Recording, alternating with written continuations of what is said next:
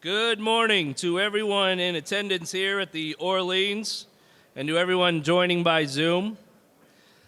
Welcome to the NAIOP Southern Nevada Breakfast Program, our first program of the year.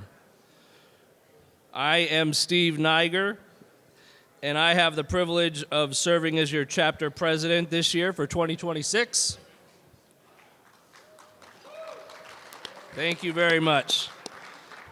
It is an honor, a privilege. I'm excited to be here and want to make you guys proud this year. We have over 360 in person this morning, one of the largest events we've ever had. I want to start today by letting you all know that we have some special guests in our attendance. I'd like to recognize our elected officials in attendance today. If you are listening and in the room, please stand and be recognized. The mayor of the city of Henderson, Michelle Romero. There she is in the middle and the back. And City of Henderson Councilwoman Monica Larson. She's same place. We also want to recognize our UNLV students attending today. If you are a student, please stand up and feel welcome to NAIOP. Where's the UNLV table at?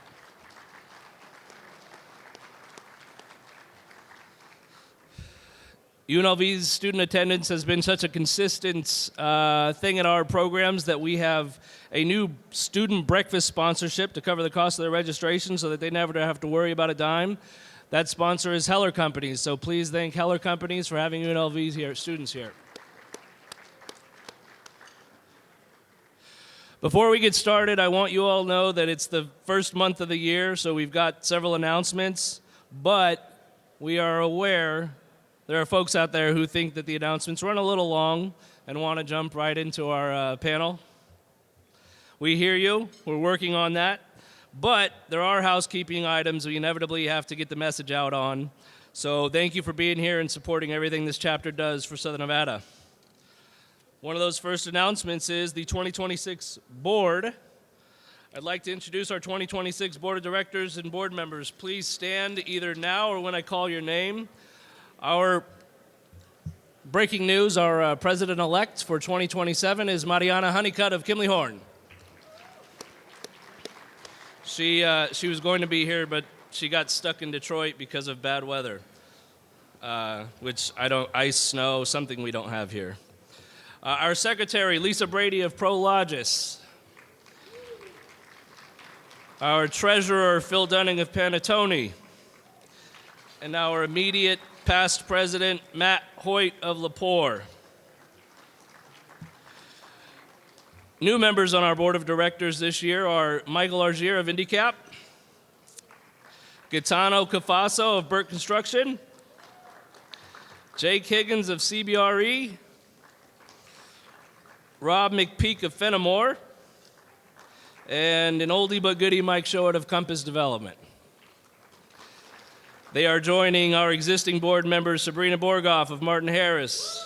There it is. James Bristow of Civil One, Dina Marcello of Colliers, Amanda McCauley of Schnitzer, and Jamie Thalgott of Brownstein Hyatt Farber Schreck. And of course, the great Katrina Bruce, our chapter executive for NAIOP Southern Nevada. I hope she's in here. She's wonderful. Very proud of this group, and this group, we've got a lot of stuff going on this year, and there's going to be announcements left and right, and it's going to be a very exciting year. I can't wait to tell you guys. Let's take a moment to honor our current President's Circle sponsors. They are a critical component to the success of this chapter. This year we have 4 platinum sponsors. Special thank you to each one. Cox Business, who has supported this chapter for 22 years. And Lincoln since 2022. Martin Harris Construction since 2001. And Schnitzer Properties since 2000. We also want to thank our 11 gold sponsors so far. It's only January 15th, so you can still be a gold sponsor. Burke Construction Group, Clark County and Community and Economic Development, EBS Realty Partners, Heller Companies, Howard Hughes, Kimley Horn, Majestic Realty, Prologis, Southern Nevada Water Authority, UES, and Unforgettable Coatings. Thank you very much for being our gold sponsors. And on the screen, we have our remaining President's Circle sponsors, our silver sponsors. There they are. Thank you, Sabrina. Thanks, Sabrina. Our bronze sponsors and our copper level President's Circle sponsors.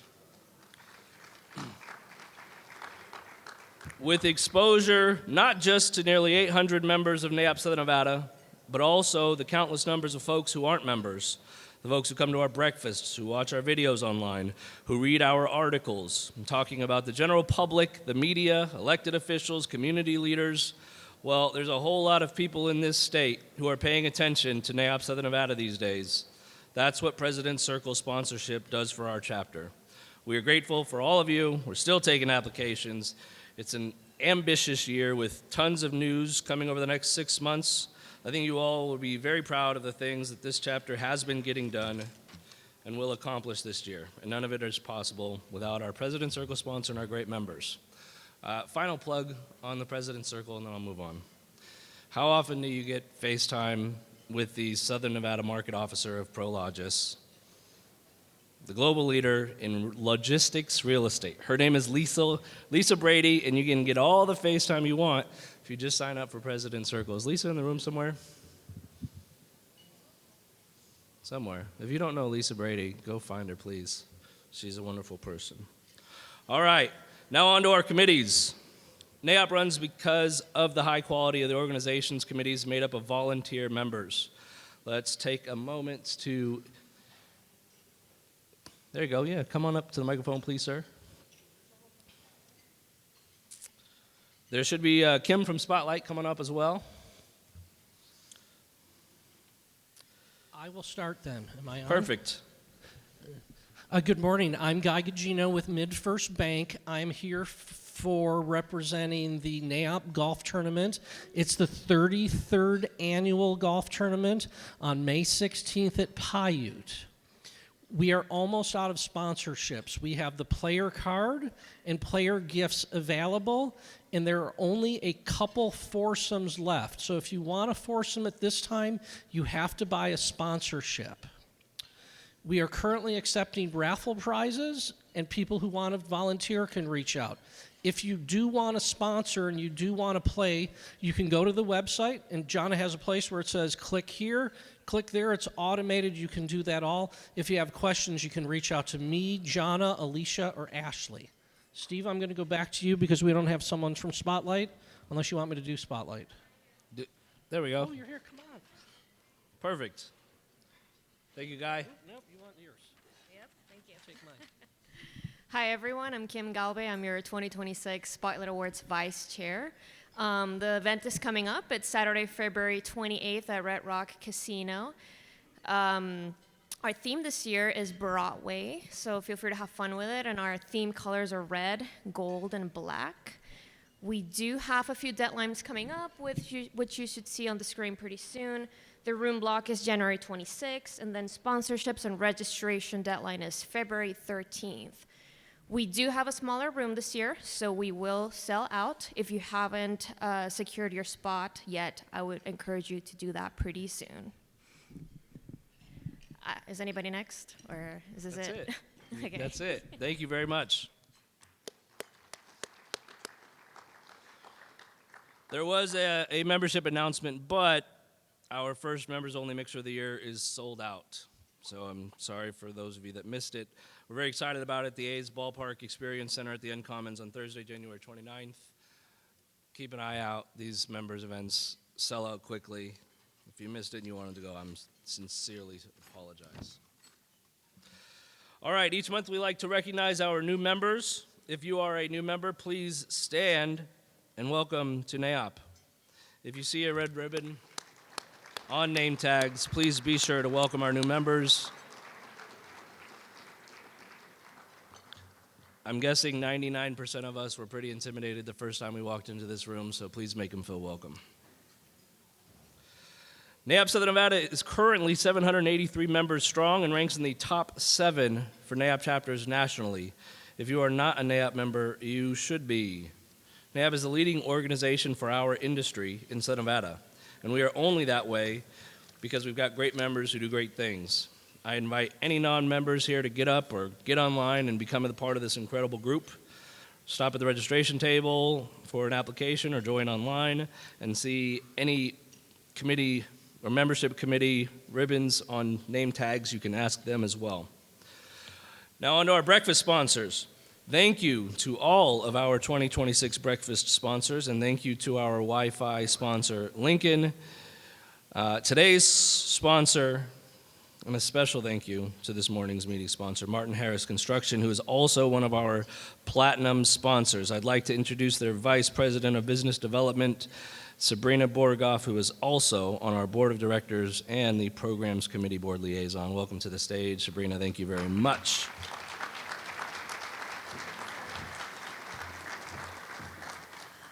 Good morning, good morning, good morning. Good morning, everybody. This year is especially meaningful to us at Martin Harris Construction because we are celebrating our 50th anniversary. That's 50 years, yes, of building in this region, growing with our clients, and delivering projects that we are absolutely proud to stand behind. And let me tell you, you don't make it 50 years in this business without true partners. Am I right? Right. And that's why our relationship with NAIOP has always meant so much to us, because it goes far beyond membership. It's been a place where meaningful relationships are formed, where our leadership has been developed, and deals that start with trust. Super important. And I'm reminded of that every single time I walk into a room like this, looking out into this crowd full of people. I don't just see industry peers. I see partners and friends. And that's truly what it's all about, isn't it? And so, as we reflect on the past 50 years, we're also focused on what's next. And that's because it's not just about the celebration of the past, it's about our commitment to the future. And we're excited. We're excited to continue building together, to strengthening our relationships and our shared momentum that make this organization and our market so truly special. So thank you, NAIOP, and to everyone in this room for everything that you do every single day to push Southern Nevada forward. And I wanted to leave you this morning with some words of affirmation given to me by our president, Steve Niger over here. Let's crush 2026, because we the best. We the best. Thank you, everyone.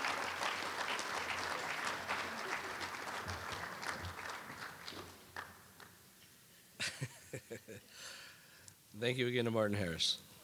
All right, as we kick this program off, I just want to say thank you to the Programs Committee for putting on the best programs in Southern Nevada.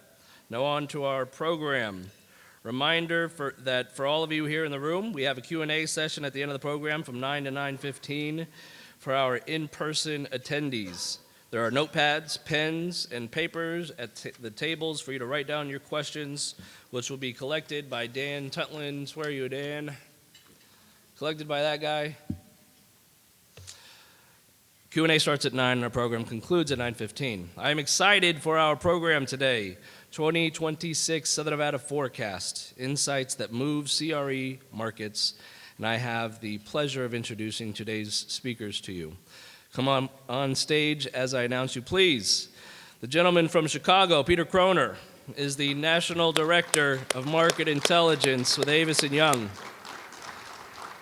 and leads the firm's industrial and land platforms. With a background in economic development and urban planning, Peter's at the forefront of analyzing U.S. manufacturing, reshoring, industry clusters, and national government policy impacts.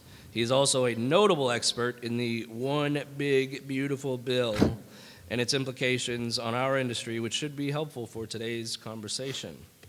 John Restrepo is the principal of RCG Economics in Las Vegas, Nevada, where he directs the firm's economic and financial consulting activities. He has spent his career analyzing regional economic and real estate trends in a number of Southwest U.S. markets, including Nevada, Arizona, and Southern California. His 47 years of urban economic experience, wow. John's career as an economist is older than most of the members in the audience. Also, he's a past president of NAIOP back in 2008. Wait. I am guessing that it wasn't a coincidence that the 2008 Great Recession started the same year as John became president. It's a love-hate relationship. Please welcome John Restrepo. Thank you very much. And our moderator today is Kyle Nagy. Kyle is the president and founder of CommCap Advisors and has been in the industry since 1999. Prior to forming CommCap, Kyle was instrumental in the growth and success of the Las Vegas GMAC commercial mortgage office. He's closed over $1.5 billion in loans in his career and is also a past president of NAIOP Southern Nevada. Please welcome Kyle Nagy very much. Over to you, sir. Thank you, Steve. You guys hear me okay? Great. Please sit. Well, good morning. I heard two things today. First, Sabrina, you look wonderful for 50 years old, so congratulations. Or was that Martin Harris? I get confused. And it's been a while since I have been up here, but just a word of encouragement from a past president. When he or she speaks, the meeting starts, and everyone's lined up and talking, and there's a lot of good stuff they get into. And I think Steve's going to do a wonderful job this year, so thank you for being president.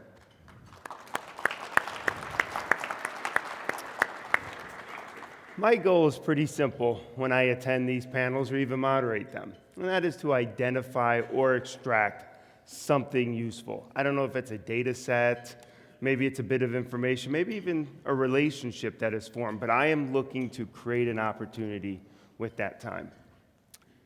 And today, I think we have a lot of good information to share and a lot of good data to go through that you could use to create opportunities and be successful. But just in case, I spoke to the panelists in advance, and if you don't walk away with real take-home direct value today, they will reimburse you 100% of your breakfast registration fee.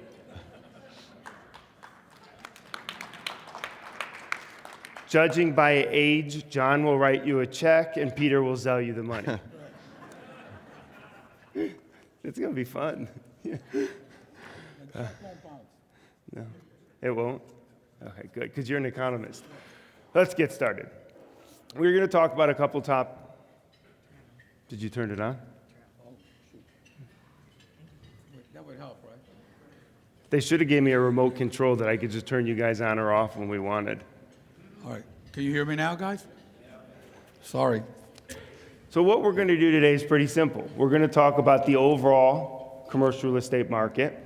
We're going to talk about the general economic market. We're going to bring it back to Southern Nevada, and we're going to take a special deep dive into the One Big Beautiful Act bill. We're going to call it OBB. And the joke around my office when we were talking about this is, do I refer to it and say, are you down with OBB?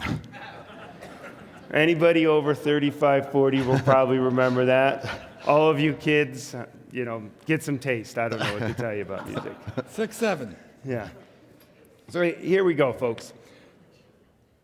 Let's start and take a moment by providing the audience your high-level view of the current economic state of this country. Now, look, I understand we have like 7 economic degrees up here or so between all of us, so let's not do that. What is your opinion of the current state based upon your expertise and your interactions? Since you've come quite a distance, Peter, you get to go first. Thank you. I appreciate it. Thanks for the opportunity to speak to Southern Nevada's NAIOP chapter here. I think that the economic state in the U.S. right now is a lot better than what the data is showing us and what we're seeing in headlines. I think real wage growth has been positive for the last 12 plus months. And I think that there's a lot of implications for just how we are able to monitor the pulse of the economy. A lot of laggard indicators at 50, 60 years old that we still rely on that don't start to show trends until they've already been well encompassed. We all remember inflation doesn't exist, then it was transitory. Anybody that went to the grocery store during 2021 realized that inflation was happening. So I think there are a lot of positives there. There are a lot of pieces of the economy, I think, that are starting to realign with the ups and downs of the last, let's call it 3 years. There's been a lot of uncertainty. There's been a lot of head fakes. There's been a lot of, okay, I think we know where we're going, and then some crazy thing like Liberation Day happens, and it's like, okay, we need to pause again. So there's been a lot of head fakes, but between different rulings by the Supreme Court, either that have come or that are coming, regardless of the outcome of those, we're going to have certainty for the next 3 years. And so that's a lot of positives. The other things that we're seeing in the commercial real estate piece of this is we're still seeing record spending by consumers. The tacked on tariff tax and inflation that economists were very worried about at the announcement of Liberation Day seemed to be one-off price adjusting, and then we've just not seen them materialize. Core CPI is down significantly, 3-4 year lows. We just saw. So again, these are all laggard indicators, and I think if you speak to anybody, there's still a lot of uncertainty, but there's a lot of positives that that we can focus on that will drive more growth here in the next 2026 here. Sound very optimistic. I try to be, yeah. Nice.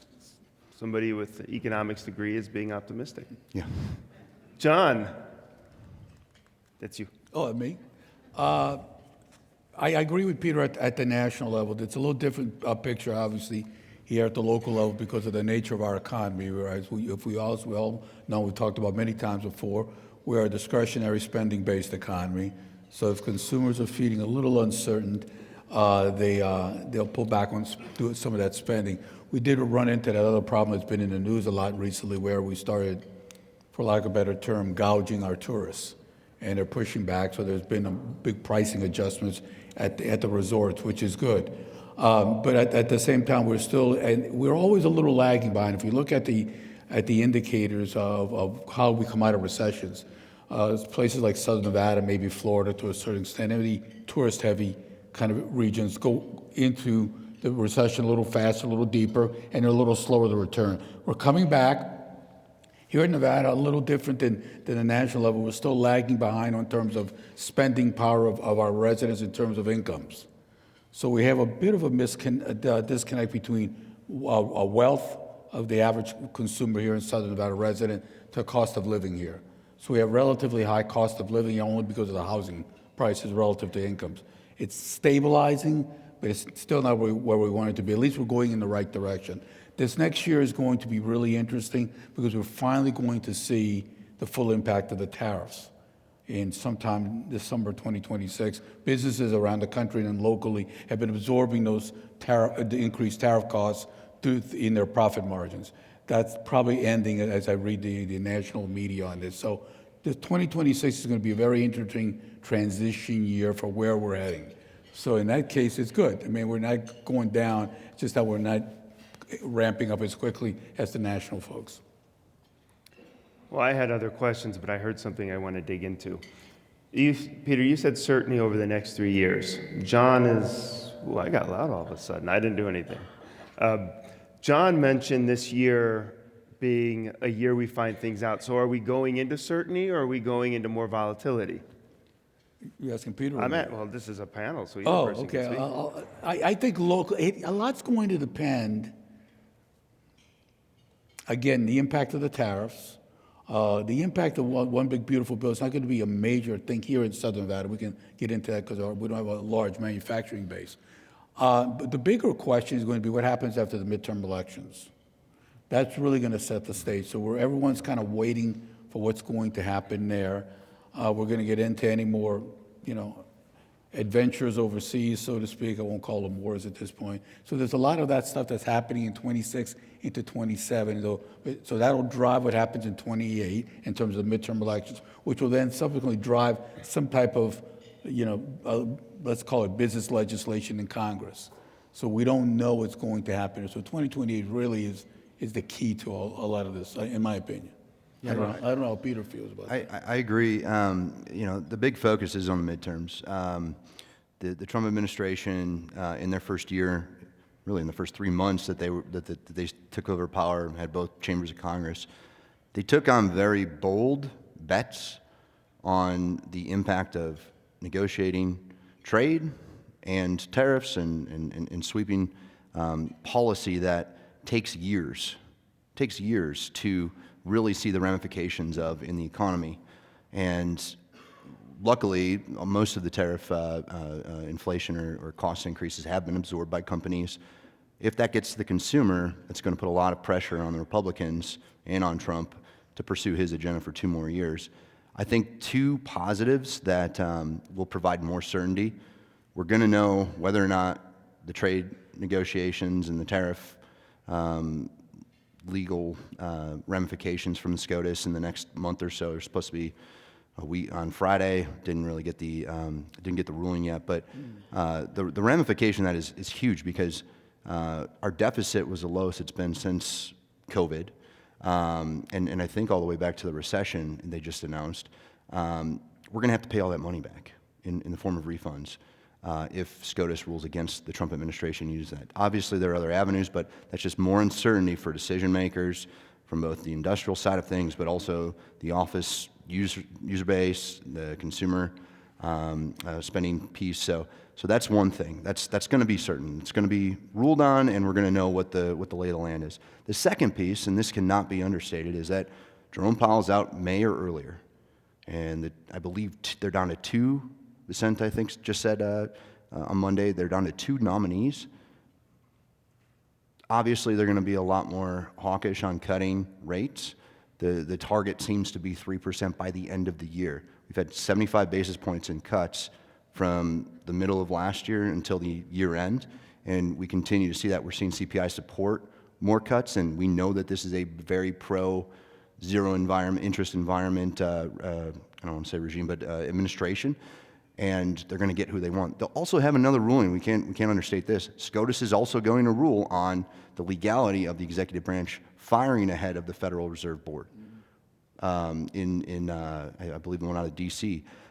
Because she's still sitting on the board. They have a proxy board member that's been voting for rate cuts. But again, the legality of that will have implications on his ability to stack the Federal Reserve Board and.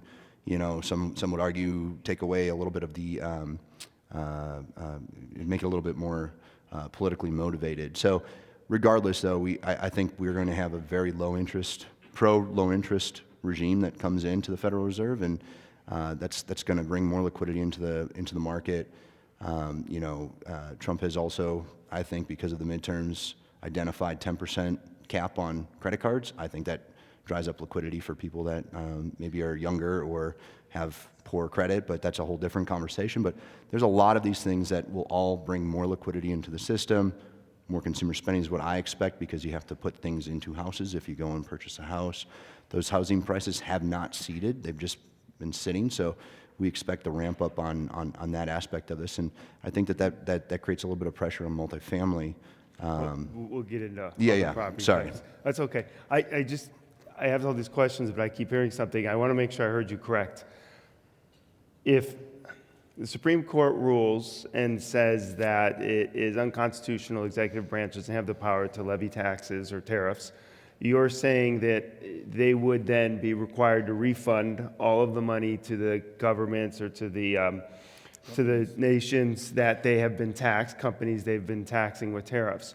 And if I heard you, did you say, maybe you didn't say it, but is the hope is that they rule in favor of the executive branch and keeping tariffs for the simple fact of not having to go through the pain of refunding these amounts? I mean, even if it's legally not acceptable, is it better for the economy for the Supreme Court to say, hey, it's fine to do this just because it's going to be so messy to give the money back? I think after the chaos of Liberation Day and 140% tariffs on Chinese goods for a month that destroyed trade with China for a month or 6 weeks, after everybody had a chance to digest that, after supply chains had a chance to respond to that, come May or June, it was just kind of, this is how it is, this is how our cost structure looks, and we can't just, fold, or we can't just stop doing what we're doing. Everybody just kind of accepted that Liberation Day was crazy, very unexpected and non-traditional tactic to take on 180 different trade negotiations all at once and put a finite amount of time on them and pressure on them. But at the end of the day, the responsiveness of the economy, of suppliers and different supply chains, they pallet that, and it is the new reality. We won't, if that's overturned, we won't know what the new reality is, because there's going to be other avenues that the Trump administration takes to try to pursue what they've already put in place. There's going to be all these legal battles. All that means is more punting for what does this mean for trade, for industries that were falling in favor for the United States domestic argument to have new either production or different facilities that would get into investment. It's just kicking the can on that. So I don't necessarily think it's a good or a bad thing how SCOTUS rules. I think it complicates things way more if they don't just rule with the executive branch. And you have this whole thing where there's 1,000+ companies that are suing the Trump administration for those tariff fees that I don't know how you rebate that. It's never been done before. So it's an interesting perspective, and one we could probably dig into for hours, which we're not going to, but whether it was legal, whether it was right, and who really cares because it's too messy to undo, and this is the new reality. It's an interesting perspective, and I know a lot of people have it, but we are not going to get into that conversation because we all have different opinions, and we'll go from 730 members to 12 or 15, and Katrina will be mad at me again for something else I've done, so we're not going to do that. But I welcome anybody who wants to talk about that to find Peter afterwards. Where are you staying? in Las Vegas. Okay, so with that, we had a little bit of touch there on the OBB, as we're just going to call it. Peter, you've done a really deep dive in this, and you've traveled within your firm and talked about the benefits of it, the benefits on manufacturing, industrial, and commercial real estate. But rather than go into a typical economic long explanation, can you provide a concise one great benefit of the OBB that you think or could happen in the United States? And then John will comment and he'll bring it back into how it could impact Southern Nevada. Yeah, the first biggest benefit you see. I think it's just a huge catalyst for decision makers on the production side of things and their supplier chain networks to really add some additional weight to the U.S. manufacturing consideration when they're weighing, do we remain offshore, cheap labor, I mean, Chinese wages have increased 3x in the last 15 years, so that entire part of the equation has flipped a little bit, and so that's been a big burden on a lot of producers that went to China in the 90s, 2000s, and continue to see their costs of operations increase. This is a huge opportunity to invest in automated next-gen manufacturing. This will not be 1,000 people jobs on a line like you saw in Detroit in the 70s. This is probably 100 people doing fully automated, I call them white blue-collar jobs that are well-paying. They're not as many, but there's a good focus on them, and it's 100% tax write-off on rapid depreciation, right? So if you break ground by January 1st of 29 on a new manufacturing facility in the United States, you can effectively, in a 5 or 7 year makers, depreciate the full value of both the building and the equipment that went underneath the roof and all the systems you need to produce. That's never been attempted before. We saw with the previous administration the rifle approach for specific industries like chips with the CHIPS Act and EV and battery production, and we saw the market respond and the manufacturing capacities respond seen all kinds of billion-dollar projects all over the country, very successful. This is sweeping across any industry. So I don't think it's just about, the sexy industries like microchips or rare earths or this or that. I mean, I come from a food manufacturing background, and, producing frozen food costs a lot of money for the systems that go into that. 100% tax write-off. I don't know how you don't take that into consideration when you have operations overseas. So I think that's a huge benefit. I don't know about frozen food. I eat too healthy. Everything is fresh from Whole Foods. JR, how does this impact Southern Nevada? Do you have the same opinion of this concept? I think the one big beautiful bill as it relates to real estate is a tool in the toolbox of developers. It's not the be-all, end-all. Primarily, I think for a few reasons, at least in Southern Nevada. It's a 4-year window, as Peter indicated. You have to apply by 29. It's not a permanent fix. It only applies to what they call qualified, what did I write this down? Qualified production properties. Basically manufacturing of certain types, not for warehouse distribution, not office, not retail. And so you have that. So you have to understand that it's kind of limited in its nature. It's focused on the manufacturing side, and if you don't go through the process of now planning your manufacturing project and get it broken ground by 29, which is not that far away, 3 years from now, that window closes. And so we have to look at it as a tool. It's not the be-all, end-all as it relates to, I think, to commercial real estate, particularly in the type of economy we have here in Southern Nevada. If we were, as I said, more manufacturing-oriented, it may have a bigger impact, like you may see in Illinois, for example, where Peter's from. Here it's a whole different thing. That doesn't mean we can't use it. That doesn't mean it doesn't an additive value, but it's not going to be, I don't think, a game changer in terms of creating a huge type of industry here in Southern Nevada based on how it's, at least how the law is written. Doesn't mean the law can't change over time. After they test it, they can add amendments to it. There are things they can do to tweak it, but for right now, the way it's written, it doesn't seem to me, unless I'm missing something, Peter, a major effect, at least for local markets like Las Vegas. I think directly you're 100% right. I think the thing that we're really keen on picking up on in terms of the pulse and the true impact of the legislation that's before us, and it was bipartisan too. I want to stress that. Of the 1,000+ page bill, this is a 2-paragraph provision for QPP. There's also QIP. So if you're a landlord and you convert traditional warehouse to manufacturing capacity, you can take advantage of the QIP provision of this. And also if you're a producer and you want to maybe update your equipment, 100% rapid depreciation was permanently scheduled. It was sunsetting from the original Trump administration. So you don't have to own the building, but if you wanted to get automated systems or a robotic palletizer or something, 100% of that is a tax write-off. So I think those impacts are important. But what we're focused on is not these $1 billion+ announcements that are utilizing QPP. I do think they're limited in scope. I think that there's a lot of decision makers that need to know the ramifications of the trade negotiations to see if the industries that they are going to produce for are going to fall in favor with the tariff regime that we set up.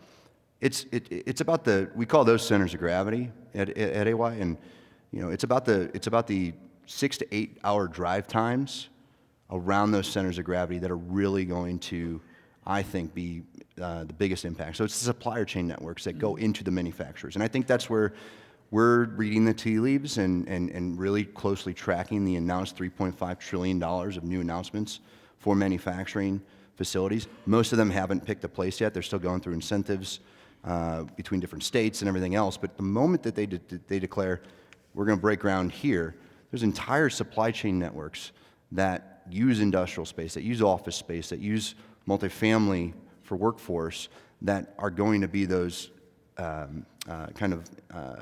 residual hirings, investments, everything else that are more traditional in scope with industrial, office, and multifamily. You mentioned a few points there I think that are worth touching. Number one, I pulled some numbers, and the Manufacturing Institute projects the U.S. needs 3.8 million new manufacturing workers by 2033. Ramp up these programs and the move to manufacturing. Number one, where do we get these workers from? And you mentioned an area, and I'd love you guys to touch on this. Maybe it's a two-part question. The second part is we're not on a major interstate, right? You look out there, and we're seeing I-35, I-29 corridor, San Antonio, Dallas, Kansas City. All of these main corridors are picking up some larger products. Don't have all the workers. and Southern Nevada's not on. I mean, I-15 is great and all, and I-11 is going to be nice because who wants to go through Wickenburg and stuff? But how is this going to impact us? How does this actually translate, and where do these workers come from? JR? Yeah, let me jump on. Let me add on to what Peter says. I think Peter is right. I think, if I'm reading you, hearing you correctly, the role of Southern Nevada in the One Big Beautiful Bill, for example, as part of this national economic network, so to speak, may be in the secondary supplier chain to the manufacturing in Texas and Arizona and other places in Utah. So we're part of that bill, but indirect. So we're the secondary effects through the important role we play in West Coast logistics and distribution system, which is our strength, right? So we've built a lot of distribution facilities. That's a really important question. The question is the jobs. There is a shortage of technical expertise in the U.S.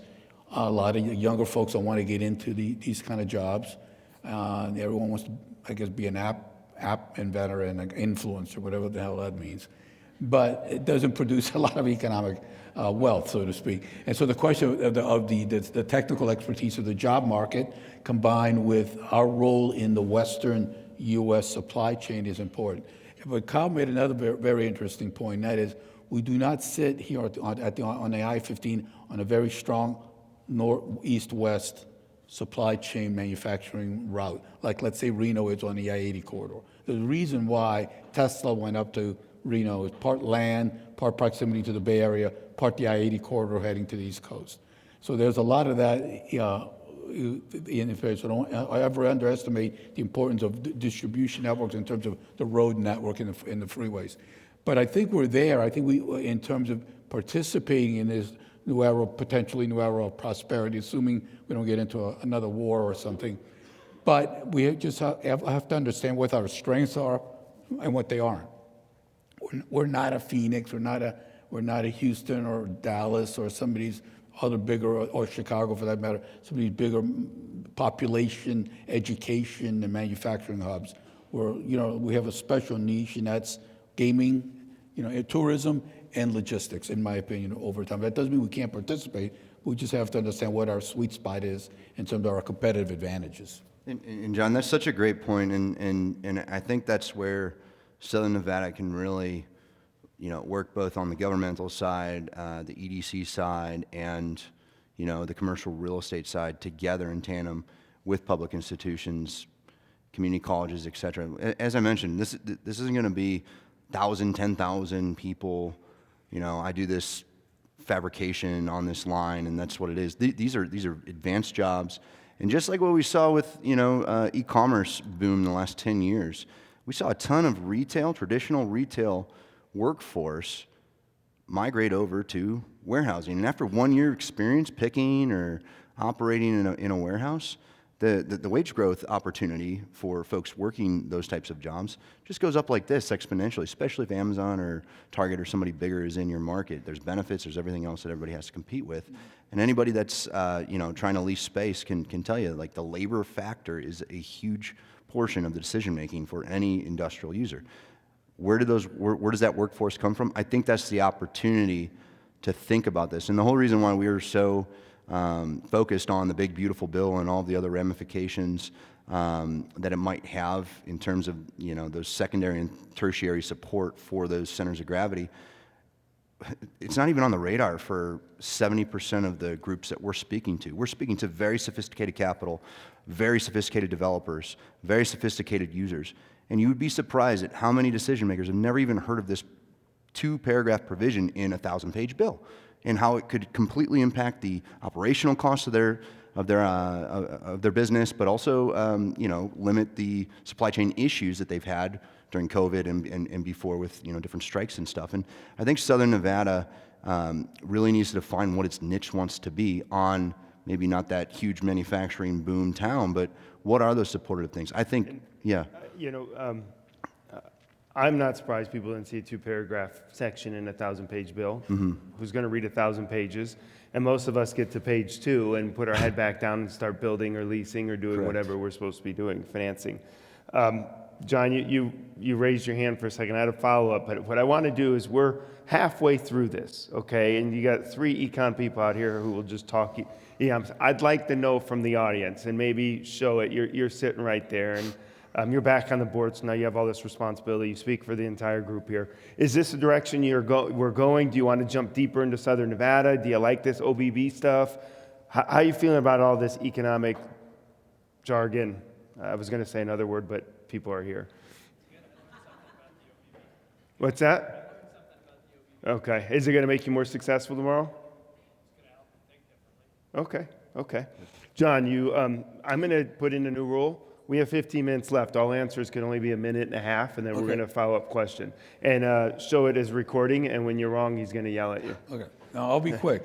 Let's not forget 2 other components that we deal with here in Southern Nevada, one of which is as a national issue as well, and that is, what is the advancements of AI, robotics, and automation going to do to the job market, at least in the short and medium term? If, in fact, we do have a shortage of labor, companies are going to divert to more automation answers in their business operations. But that's a national issue. And then secondly, that's kind of unique to Southern Nevada and maybe a few other areas, and that is the whole question of the land, developable land availability, which, as you guys know, we've talked ad nauseum about for years here at NAIOP. So keep that in mind. Those are always the underlying things. And then we have the water question. So here in Southern Nevada, we have water, automation, and land. So those are kind of things that we always can't forget about when we're talking about all these other opportunities, that those could be constraints to what we're trying to achieve here. Peter, you sent over a sheet that had some facilities, some projects that were planned or identified for Southern Nevada. Yeah. You want to touch on those very quickly? Yeah. Since January 25, and that's a key provision in the OBBA, is you could not be producing. They're looking for net new production capacity. So if you were producing something under a roof between January 20th, 2021, basically the Biden administration, you would not qualify for QPP. This has to be net new production space. So that's a key provision. So since January 25, there's been 11 new manufacturing announcements, some big, some small, but these are all things that would qualify for QPP. Additionally, one key provision in the OBBA that I think I'm just learning about still on the fly a little bit, and it is drastic how fast it's happening. There's a 1-paragraph provision in there in a completely different section of the bill, or the law now, that allocates and funds $100 billion worth of capital for the Department of War, formerly Department of Defense, and they need to have a symbol like Prince or something for the Department of Defense. But that was a joke, but anyway. Most of them don't know who Prince is. Yeah, sorry.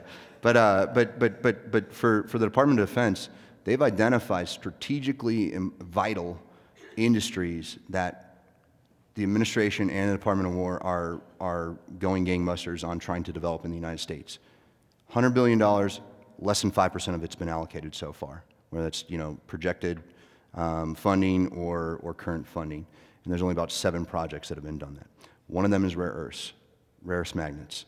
We just saw a $1.2 billion investment in just outside of Raleigh-Durham in Johnston County for Vulcan Industries for rare earth magnets. This is a company that had 10,000 square feet.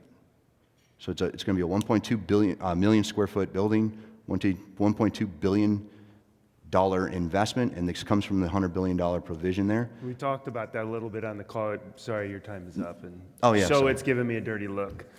Or that's just how he naturally looks. I don't know. John, we talked a little bit on the call about this rare earth. We have these minerals. We have them in the state. How do we get them? How do we participate? How does it impact us in Southern Nevada? It's interesting. Nevada does have a lot of rare earth minerals, mostly in the northern part of the state.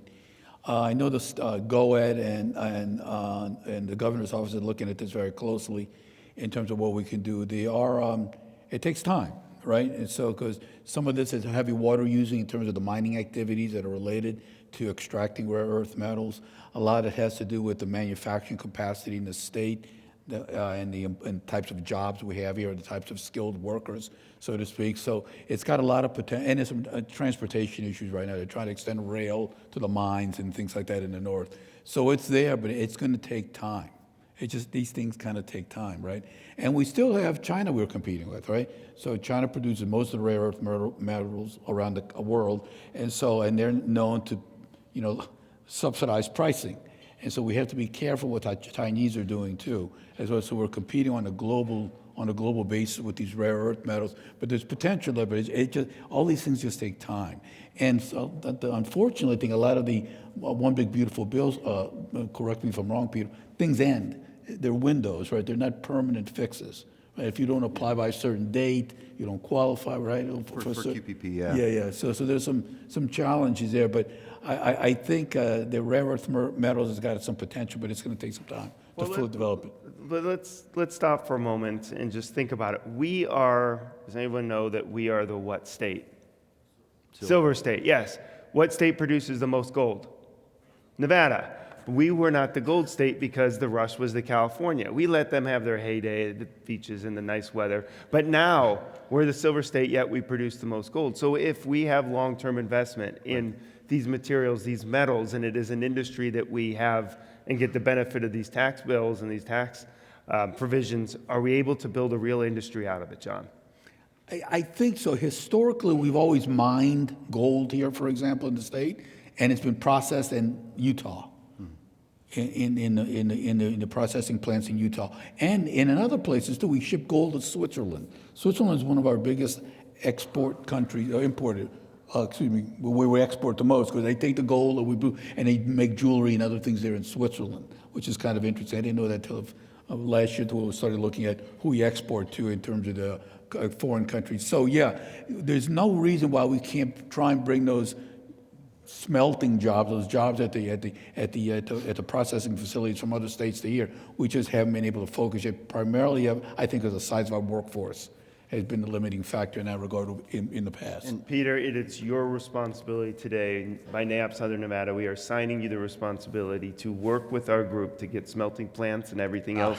So we do not want to send our stuff to Switzerland anymore and to Utah. I mean, why send them to Utah? I think that's an important part. That, like you mentioned, Switzerland with gold. That's something 95% of people here, including myself, didn't know. I think that with rare earths in particular, the reason why I bring it up, these investments from the OSC, or the Office of Strategic Capital from the Department of War, that has that $100 billion. These investments are coming to firms that are off the radar right now, that are producing in 10,000 square foot or less of space, and they're looking to industrialize that scale. So if Southern Nevada can make itself known for the processing, or this is where I think it goes, you got the raw mining ore up in the north part of the state, including with California. Might not be perfect on the east-west distribution side, but from both the current structure, so Aussie, China, and even Brazil, a lot of those imports of rare earths ore that's being processed in the United States comes through the Port of LA and Long Beach. You guys are right along that corridor.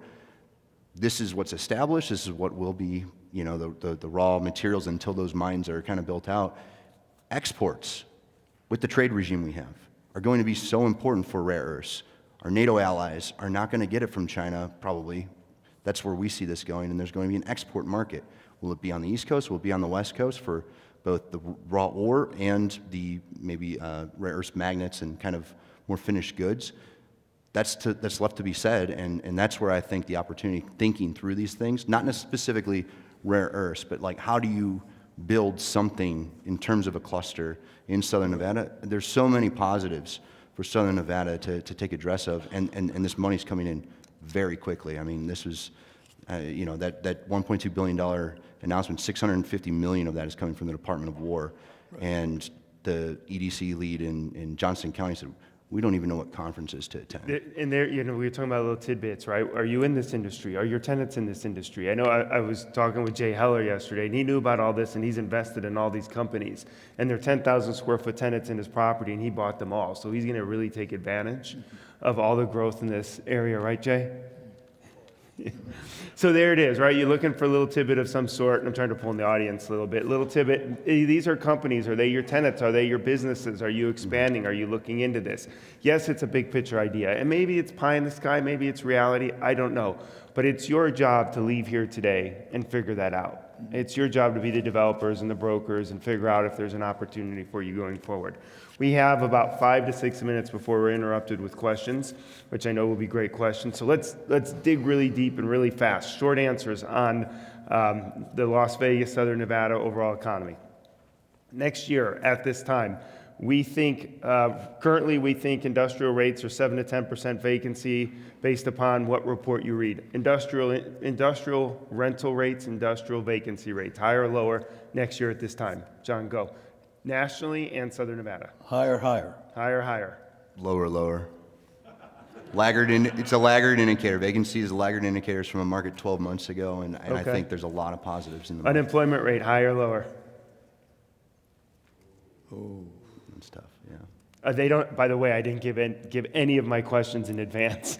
That's why I'm not asked to be a moderator often. Think about this. When I was a young guy, I'm much older than most of the folks here, a 5% unemployment rate, which is what we have in Nevada now, is 4.5% at the national level, was considered full employment. Yeah. We were happy at 5% unemployment because the norm back then was 10, 11, 12% unemployment. So getting to 5% was amazing. Now we look at 5% like we're really in bad shape. But there's really another unemployment rate that we don't look at as carefully as we should because it's kind of nerdy and bullshit. But anyway, it's called the U6 rate. And that's the rate of what you add to the basic unemployment rate, which is the headline rate, which I said in Nevada is about 5%. Southern Nevada hasn't come out yet. We haven't had new numbers for Southern Nevada since October. They should be coming out soon because of of all the turmoil in Washington. But we're probably 5.5% to maybe 6% unemployment here in Southern Nevada. But that's the headline rate, right? So what you need to do when you're sitting there reading the newspaper or looking at your phone and you're having a drink or a cup of coffee, you see the unemployment rate, typically double it. Because then that picks up what they call the U6 rate, which is folks that are forced part-time workers that can't find a full-time job or people that have just given up. And that's a second rate that the feds look at very closely. In fact, that's the more important one to the Federal Reserve and all these, and the Wall Street looks at more than the headline unemployment rate. So if you see, again, an unemployment rate of 5% in the paper, you can pretty much double that to about 10%. That is great information, but you didn't answer the question. Okay, what was the question?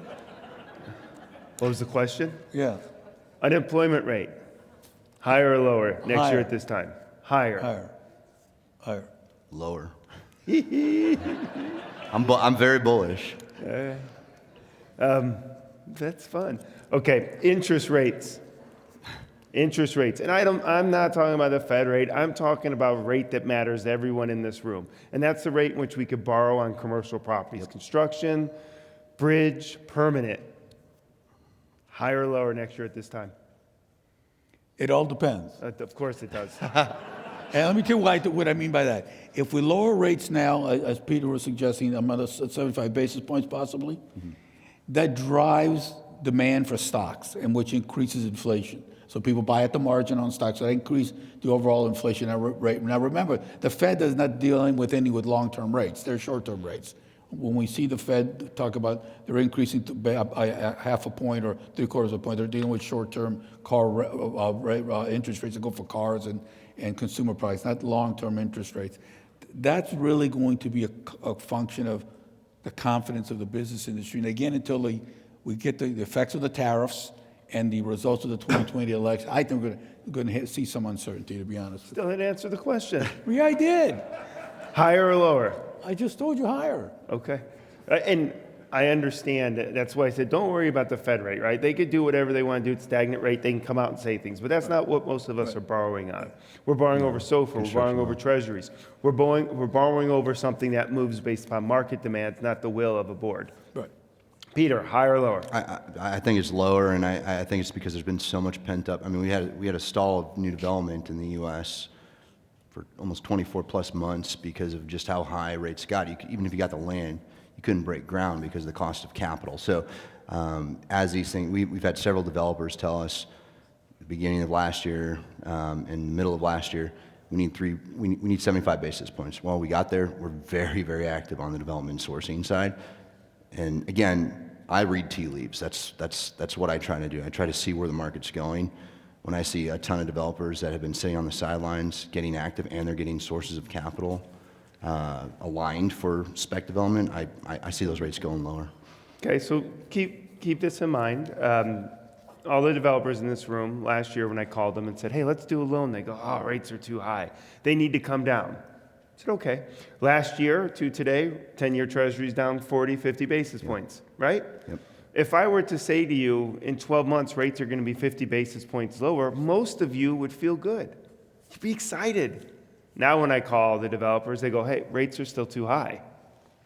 Sometimes we forget to measure from where we started, and we want to measure ourselves based upon where we're going. Mm-hmm. And historically, the 10-year Treasury is within the average range. Mm-hmm. Borrowing costs are within the average range. We had periods of time where rates were manipulated, and we were unable to continue that manipulation without dire effects to our economy, possible society, whatever it may be. So with these comments, high or lower, it's all based upon perspective. Mm-hmm. Yours, ours, whatever you think. I don't know if there was a capital T truth told today, besides that they will cover your fee if you did not find value today. But I don't know if there was any capital T truths here. These are all perspectives. I hope you found some value in them. I hope you have some takeaways, something that you could translate into business opportunities, maybe jokes, anything that brings you joy or success. But we are at 9 o'clock, and if I don't follow time, I'm already not going to be asked back, but this will be another reason. Dan, do we have questions from the audience, please? Currently, we do not have 15 minutes worth of questions, so you may have to prep some more. I'm going to let Mr. Ed Vance ask a question. Oh, no. And this will come back to bite me, because for the rest of 2026, you let Ed ask a question. Can I have the mic? But we're not going to do that ever again. Your question cannot be longer than our panel. Ed. I vetted the question. Well, thank you, sir. You both have mentioned the economic impact of the One Beautiful Bill, but I'd like to have your comments on, and what you've forgotten to talk about is the $18 trillion worth of foreign investment coming into this country and how that's going to affect pretty much everything. No, I think that's a great point. I think they go hand in hand, right? I mean, you look at the Southeast and what it's done with auto manufacturing, that's all foreign capital that's gone into billion-dollar-plus plants. So as the trade regime is either allowed to do and pursue its policy by the SCOTUS or not, once we have that clarity, I think it puts a lot of pressure on current foreign-based capital to make U.S.-based solutions and investments into the U.S. That's where that $3.5 trillion number that we float, that we've been tracking, I don't want to throw out a random arbitrary number, but I would say 67% of that is all foreign-based capital that's looking for manufacturing operations in the United States. So it's a huge impact. Anything that Southern Nevada can do to attract that type of capital, and again, I like to say it's the complementary sources of demand from these centers of gravity announcements that you should be thinking about as a broker, as an economic developer, where you can go out, and there's folks in China on the rare earth side that have established supply chains. They don't have a single operation in the United States. They're going to need one if they want to compete for certain contracts with some of these manufacturing facilities that are announced. John? And let me add to that, add two things. Number one, the 18 trillion is still speculative. The president, not that he ever exaggerates about anything, but that's not fully unfolded yet, number one. Number two, which has me concerned, a lot of economists concerned around the country, is we cannot continue fighting with our allies. Because if we continue fighting with our allies, particularly in Europe, they may not do at least the European-based investments will come here.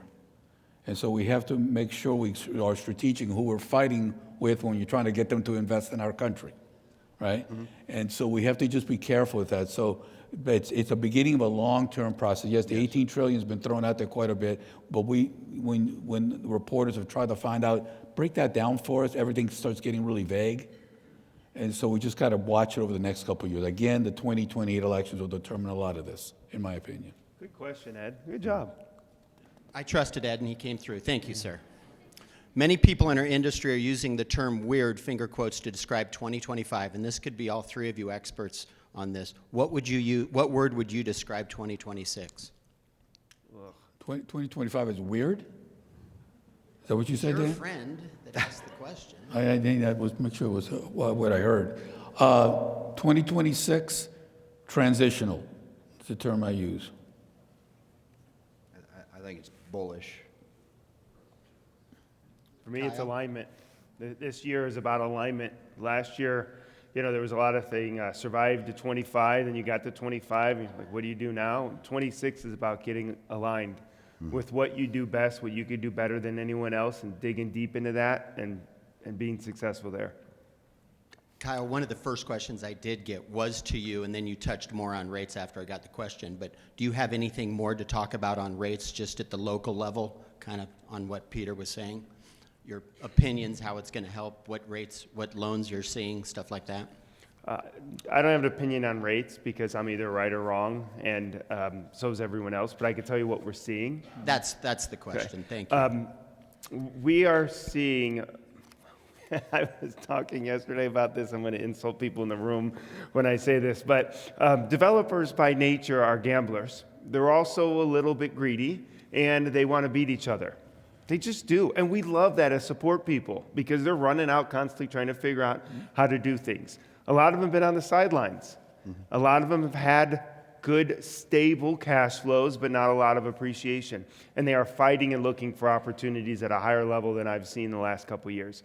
So with that, I think there's a recognition that rates are at an average or a moderate level, and maybe they get the benefit. But here's the big issue that I see coming, and I've been thinking about this. I haven't talked to a lot of people, but 7 years ago, 5 years ago, I did all 10-year loans. 10-year was the benchmark for permanent debt, and what that did is it provided us stability in the market. You put a loan in place, developer makes money, he or she's happy, they go on to the next project. 10-year cycle, right? 10-year loans. Now, they're all 5-year loans. I think out of the last 39 loans we did, 2 of them were 10 years. What does a 5-year loan do to your property? It tells the developer in 4 years they better make sure their leasing person is doing their job because a loan is coming due. They better make sure the property manager is doing their job because they're going to have a lender approve of the property. It means that everything has to line up sooner. There is no time to set it and forget it. And I'm not saying you developers forget anything, but you do put a property on cruise control while you focus on the next development. You kind of have to. Now you can't do that. We have compressed our time frame, so it went from a 7-year real estate cycle. Are we on a 3? Are we on a 4? Are we going to keep doing this? For those that are transactional, this may be a great thing. I love when developers do 3-year loans because they got to pay me like 4 times in a 12-year period instead of once or twice. And I say it jokingly, I'm not in for the fees here, but the reality is transactions are going to increase with shorter-term loans. And it also means that the process is not only going to increase, there's going to be more excitement and more energy around it. So I think that's, when you talk about loans and what we're doing a lot of short-term loans, and most of them are interest only. So there's no amortization, there's no pay down. The existing debt is the same amount in 5 years it is today. Are they better or worse? I don't know. I've been here through several cycles, and I look forward to going through this one. I have a question I want to ask these guys real quick because it gives me a chance to make fun of the brokers in the... Who has a question? I thought, no, maybe not. Somebody's scratching their head. I'd be scratching my head after what I said, too. John, Peter, CBRE forecasts mid-2026 vacancy peak, this is industrial, and subsequent tightening. So mid-2026 peak and then tightening. Collier says we are approaching equilibrium. Newmark warns of near-term softness. So we have approaching, we have tightening, we have softness. 3 different firms. All of them are in the room. Who's right? Who's They're all wrong? right. Good job. We don't know. I mean, that's the whole point. The fact that the industry, and I was looking at some of those data the other day, I was searching by firm, everyone's got a slightly different opinion. There's still kind of the guardrails, but they're a little different only based on, I think people are still waiting to see how this transition year, as I call it, of 2026 unfolds, whether it's the tariffs, whether it's the one big beautiful bill, whether it's geopolitical, activities that are going on around the world. So there's a lot of stuff in the air right now, so that kind of causes these different opinions. Divergent ideas. Peter. I think it depends on what you're defining that as. If you're looking at the data, again, I want to stress, anything you're looking at with vacancy is a laggard indicator, but it's a market 12 to 18 months ago. Deals don't just happen, and ink doesn't just go on paper, and then a building is leased. There's touring that happens, there's everything else. So everything that we're looking at with vacancy, I think we're right at the precipice of the worst of the worst. 24 months of no new groundbreakings and a chance for the market to digest within that time. There's a little more certainty. There's a little more gambling happening with users to take space, because we know it takes another 12 to 18 months for the cycle to kick back up for new space. And if you don't take that to expand into, what are you going to do? So I think from our perspective, the worst is past us. The data might not reflect that in a report from year end here, but I think in terms of everything that's happening with the pre-leasing, pre-ink on paper, we're definitely a lot more positive, and everything that we just mentioned at the beginning half of this panel points me to think that we're going to have a very quick uptake in that digestible space that's on the market very quickly once we get a little bit more guidance on what the universe is going to look like in 6 months from now. So Here's the interactive part. You're all businessmen and women here. You all sound like I'm from Texas, which I'm not. Not that there's anything wrong with Texas. It's a fine place. So everyone here has been successful and have average years, good years. 2025 was an average year. Show of hands, we're going to do it both ways. Everyone has to vote. Is 2026 going to be better than your 2025? Raise your hand if you think your 2026 is going to be better. Everybody look around. Those are the people you want to do business with, if you believe it. Okay. For those of you that think 2025 or 2026 is going to be equal to or worse than last year, raise your hand. That is not the whole group. Everyone's afraid. I have chickens. We should make you all moderate the panel next time. Okay, we have 4 minutes. Dan, we have questions. Nope, but they paid for the whole 9:15, so if you want to take it home from here, Okay. you can. So you guys don't know, I came up with this headline question. We are here 1 year, assuming they invite us back, and assume you guys have money to pay for your flight out here. What is the headline that we are talking about next year at this time? Economic, commercial real estate. I don't want to hear that, president of this, president of that. What are we talking about that's making us more successful next year at this time? Oh, see, that's why I don't give them questions. Industrialization 2.0 of America. I think that we've been, all these different announcements with, new manufacturing and everything else. It takes time to digest what's in the bill. It was passed July 4th. There's a whole set of decision-making that needs to go on. There's pitting different states or municipalities against each other for incentives. I think we're going to have a lot more clarity on that come 6 months from now.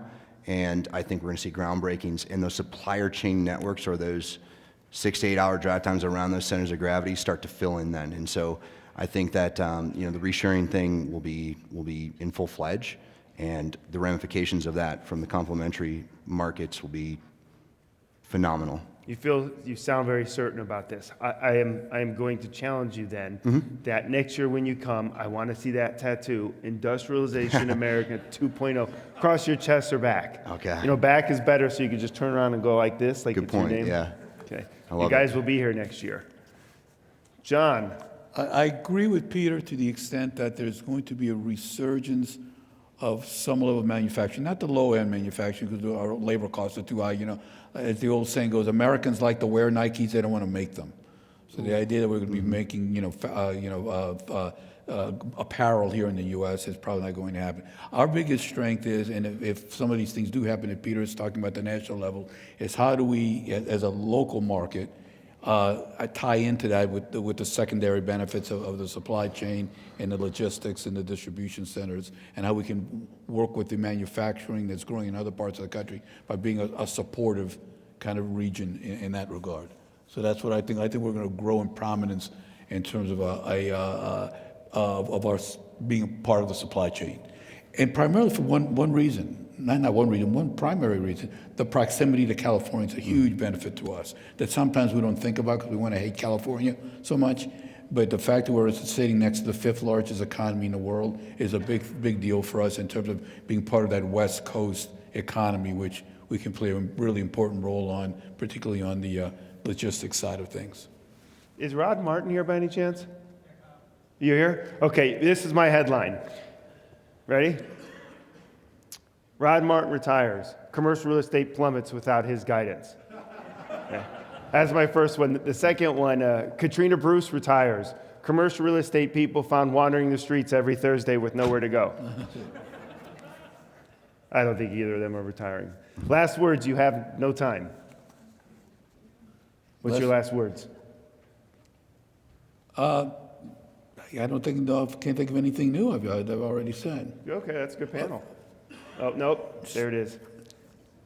Do what I did, move to Geico and save $25 a month on your car insurance. Is that in the OBB? That's it. You're down with OBB? Yeah, that's it. Okay. Peter, last words. Learn as much as you can about weird niche industries that could materialize very quickly in the United States. Very good. Well, thank you all for being a great audience. Thank you for interacting.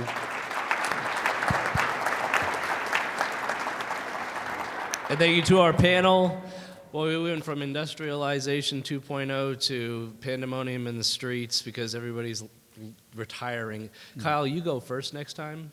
I'd like to end on the industrialization 2.0.